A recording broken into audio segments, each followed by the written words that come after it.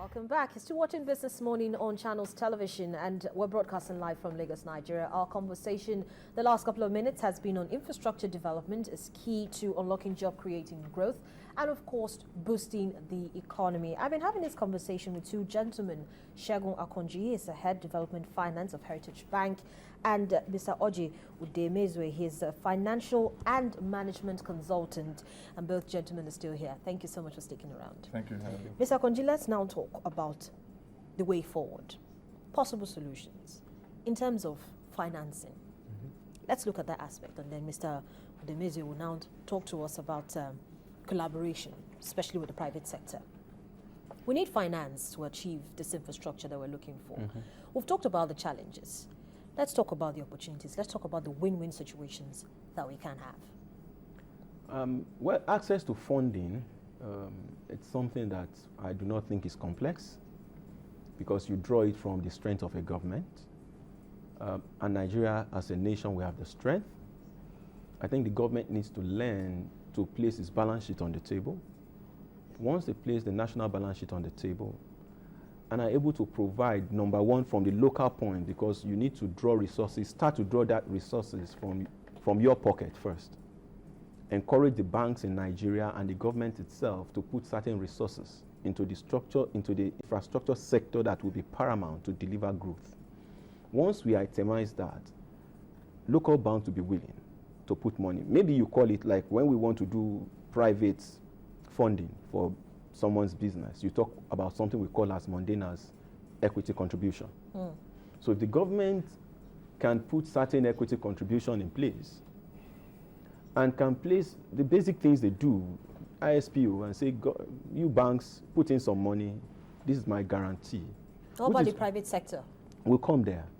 You see, you need to create that framework and to give assurance that you are serious, which is why, for example, you look at the power sector. The banks are stretched because they've extended themselves beyond capacity. And they're asking government to get involved in it, to provide a window to support what the banks are doing. The private sector has pushed that to this point. So government has to place its balance sheet to support that. So the same way, once the government has done that, the private sector will come in with their money, because they can see what you can call the normal basic things, as you can call it in any structure, like equity contribution, call it that name. Then they will come and say, oh, I have 20 million. Or you go to sponsor a fund, let's just call it infrastructure fund. Like the typical, you want to launch a mutual fund or any kind of fund in the capital market. The first thing, as the owner of that fund, you put a percentage of your money in it. Okay? Once you put that in, then you can attract others. So the government can say, we want to do infrastructure bond, and the focus, and it's not just to give us a blanket name infrastructure bond, like all these state governments are doing it today, just saying state bond. You itemize every one of the items you want to focus on.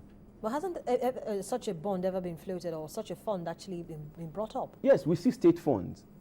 But in terms of focused infrastructure fund, to say today this is focused on health, we haven't seen that. We haven't seen any of that. Sector-focused fund, sector-focused development fund. And government puts some money in it and get the right people to manage it. And they say, in this health sector, we're going to deliver 36, 40, 50 infrastructure. Number one, this is it. Number two, this is it. We're going to deliver them at this time. This is the structure of development. And then the guys managing that money, they come on the screen regularly and show to Nigerians, yes, we took this money from you through the capital market.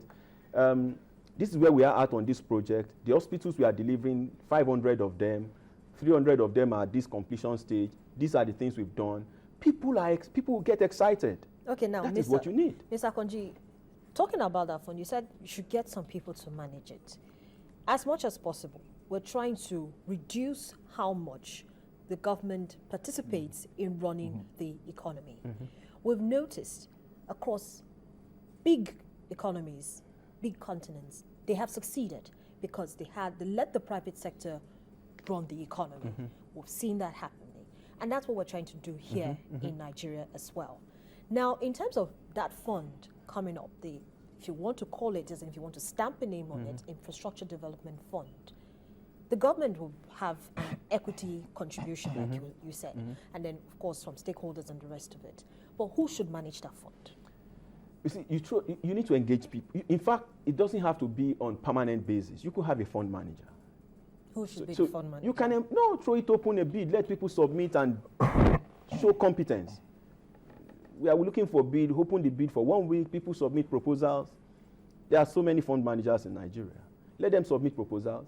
They submit and then you scale who you feel is the best. There could be 2 or 3 in partnership to manage it for transparency and all of that. And they come with reports both to the government, to investors, and generally like this kind of forum where you have channels or other TVs, they come to talk about this fund as they are utilizing them on a going concern basis until all this infrastructure are delivered. That's how it's so basic. And if other markets have done, and you see, when we also talk about the size of government, I am really not worried. The size of government is not the issue, but the inefficiency and the dysfunctional nature of the crowd in government. That's the problem. Probably US even have more people. Other markets have more people in government. It is because people are, the worry we have is that we are paying people who are not delivering. Because you see, when you deliver, whether you are 1 million, 10 million people in government, if everyone is delivering times 10 of their effort, of what they are paying, we won't be talking about lack of resources, because anyway, you must create jobs and some people must be employed. So the more wealth being created by government, the more people you need in government. So if people are delivering, you won't have worry about the crowd. It's because there is no delivery. That's why we are all talking about size of government.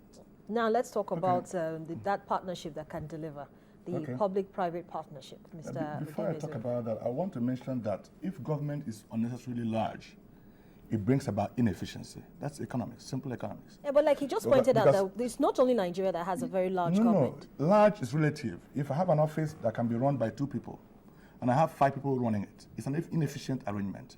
Because we have people who are idle, who are producing nothing. Economics is about efficiency, and making sure that people, productivity. If people are not doing any productive thing in government, they have no business being there. Because keeping them there is about wasting resources. In economics, and we all know that resources are always scarce compared to the alternative needs or uses we can apply them to. So people should not be locked up in offices where they are doing nothing. That's pure inefficiency. So having said that, the point I'm making is that everywhere in the world, it is known that government, they have the muscle, the financial muscle, to bring about change in a community, to sponsor public goods. Because you know the issue about public goods, if we leave a road untarred, you may claim not to have a need for it. Nobody will do it. The free rider concept in economics. But government has a duty to provide that. But we know that governments in their nature, even in the developed clients, like you've mentioned, governments there are even better efficient than Nigerian government. I'm not saying that Nigerian government is not doing well, but we have better economies where, even though they seem to be more efficient, they still did not trust themselves enough to hold on to those projects. No, I'll be quick to point out that it's not just the Nigerian government, you see, because you see, these challenges that we're talking about, everywhere. It's everywhere. I know. So as much as possible, let's not keep bashing our government, because they're trying their best to ensure that we have a conducive environment. The point I'm making is that Nigerian government, we're not willing to give away these jobs, in as much as we know that, that's the way to go. But who says they're holding on to it? We are. How can we be talking about Lagos-Ibadan Expressway concessioning program that started way back in 2007 or 8, and the minister was driving hard. We have people who are honest in this country. Ministers, government officers who are actually doing well to see that these things come to light. But we have, like my friend, Madam Sanusi would say, that we have some vested interests who would not want these things to progress. Like the airports, what the Madam Minister, even though she's been embattled, before she left. But we know how much she drove to see that our airports. I passed through Owerri Airport a few days ago, and I was wowed. The waiting lodge for departure was chilling. In fact, I was getting, damn chilled. I said, "Is this Nigerian airport?" So we can do these things. We just need government to have the political will to decide that this thing we want to do, we must do it. And if you have a vested interest to get others to do it, we'll move you by the side. We need leadership, selfless leadership above self. So having said that, the way to go, for me, is not for government to begin to provide a fund and participate actively in this project execution. I think they should just provide a clear and understandable legal and regulatory framework for public-private partnership to work, and then give a very strong direction for PPP. And be open-minded. We shouldn't say, this project, Southeast Road, want to use it to settle Niger Delta people. No, we want to get that road to work so that Nigerian people will enjoy the facility. So we'll find out who is the appropriate private company that has the capacity and the capability to deliver the project. And we provide the access to, we provide the right of way, provided because land in Nigeria, based on the land use decree, belongs to government. Yes. Government has to release the land. They have to even do the initial site work to get that place fairly prepared. Do the agreements, do all the necessary, framework that will enable that project to work, and they bring in somebody who can mobilize the funds. Government can also put in their own fund to some extent. To what extent they put their fund can also decide to what extent that the concessioning company can charge the people, the toll gate. What happened there at the LCC, because there was a controversy over whether it was government finance or private financed. And that controversy is still lingering. But if we get it clearly that this project is a PPP project, and again, that brings me to about public enlightenment. For us to do well in PPP, there must be very clear and massive public enlightenment. People must understand what government is trying to do, must understand government's role in that project, must understand the concessioning company's role in that project, and then the public also has have a role to play. Because if we finish that project and we put a toll, people must not carry placard and say we must not pay a toll here. Yes, that's if you know that, part of the process. that government did not fund that project, they didn't do that with taxpayers' money per se. They must have used taxpayers' money to prepare ground for the project. But if maybe a Dangote or other Dangotes in this country who can form a group, come together, take up those projects and finance it, we should give them 20 years, 30 years, like normal PPP can be build, operate, and transfer, or design, build, finance, and operate. There are different models of PPP, and they're working everywhere. Why can't we replicate the MM2, the LCC, Lekki Express? Why can't we replicate everywhere in this country? In dams, in power infrastructure, in aviation, in railways. Do you know how much we damage our roads with all kinds of trucks in this country? 99% of the transportation GDP contribution is by road transportation. Even though it's still very minute compared to the whole GDP figure. Well, we have a long way to go. We have a long way to go, yeah. Mr. Udemezwe. But Mr. Akonji, let's just wrap this up. Looking at long-term, low-interest financing for projects, what's the best option for Nigeria? Well, there is no one-size-fits-all funding.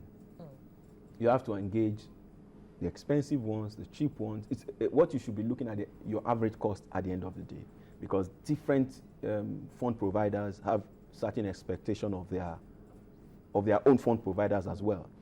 So some people have benchmarks to say, look, I won't invest in any market that can't give me 10%, while some are development focused. So the development focused fund are measured by what we call sustainability factors. How much of jobs have been created, roads, health sector development. So you need to take the variant of all this into your basket and use them optimally so that you can deliver growth. So you have the World Bank will be there, the DFI is largely the World Bank, AFDB, and the likes. They will be there for you. The PEs will be there. The individual high-profile investors will be there. The other categories of institutional investors will be there. And then the large populace of Nigeria that will put their 1 naira, 5 naira into a structured instrument, like people rush to buy shares in the days of when equity was popular. And they will do the same thing. Once they see that, today, for example, look at our pension fund. It's not doing so much for us. So once you engage this kind of system, the pension fund, 50% of it can go into infrastructure development, because people now believe that this money will come back. You are now giving it to private hands who will manage it very well, deliver the infrastructure, people will pay for it, money comes back, so you can pay back the pensioners their money when they are due. So it's not, you see, even though when we want to raise money, we do complex, big, large document because of agreements and contracts and disclosures. But in the actual underlying dictate of getting the money is very simple. So once you put those simple things in there and they work right, people will trust what you are doing.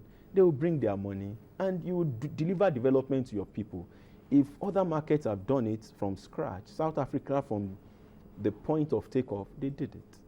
And we go there now. Ghana is doing it in a manageable way. We go there. Some people now, Nigerians go to Ghana to live and then come to Lagos to work. We go to UK, we go to US. They've done it. Even Malaysia, we saw them, they did something. Singapore was one history that I will not forget. A poor country picked up, even rejected by its neighbors, picked up by someone boldly and started to work out development plan for that country. People trusted it. Today, Singapore is the financial center of the whole of that axis of the Asian market. We'll get there, definitely. It's just that. But thank you so much, gentlemen, for coming on the program this morning and sharing your thoughts with us. Thank you. Well, it's been an interesting conversation I've been having with Segun Akonji. He's the Head Development Finance of Heritage Bank, and Mr. Oji Udemezwe. He's a financial and management consultant. Both gentlemen have been sharing their thoughts on how infrastructure development is key to unlocking job creating growth and, of course, boosting the economy. Well, thank you so much for being a part of the program today. It's the midweek edition of the program. Of course, we're back tomorrow with a bigger and better package. I'm Harriet Admini. Thanks for staying with me.